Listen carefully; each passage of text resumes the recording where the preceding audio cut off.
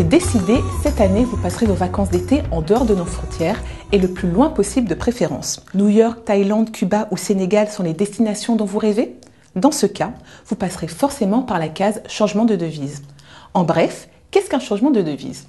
C'est une transaction monétaire, un changement de monnaie plus exactement, qui peut être réalisé dans les banques classiques comme à la Banque de France, les bureaux de change et même les aéroports. Simple, cette opération n'en est pas moins payante.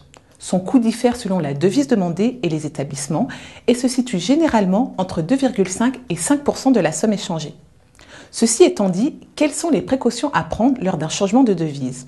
D'abord, préférez changer votre argent auprès de votre banque afin d'éviter de payer, en plus des commissions, la somme forfaitaire de 5 € environ réclamée aux non-clients. Faites par ailleurs votre demande de change au moins 48 heures à l'avance pour que votre établissement ait le temps de se procurer les devises.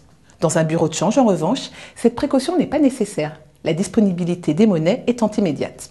Si la devise du pays dans lequel vous vous rendez n'est pas convertible, demandez une monnaie facile à changer sur place et souvent même acceptée, comme les dollars américains à Cuba ou les euros au Maghreb et en Afrique. Enfin, assurez-vous que cette transaction soit indispensable.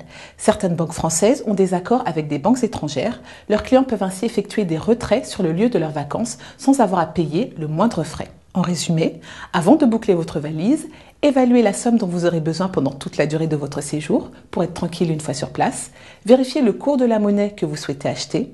Enfin, cherchez l'établissement qui vous fera bénéficier du taux de change le plus avantageux. Bon voyage!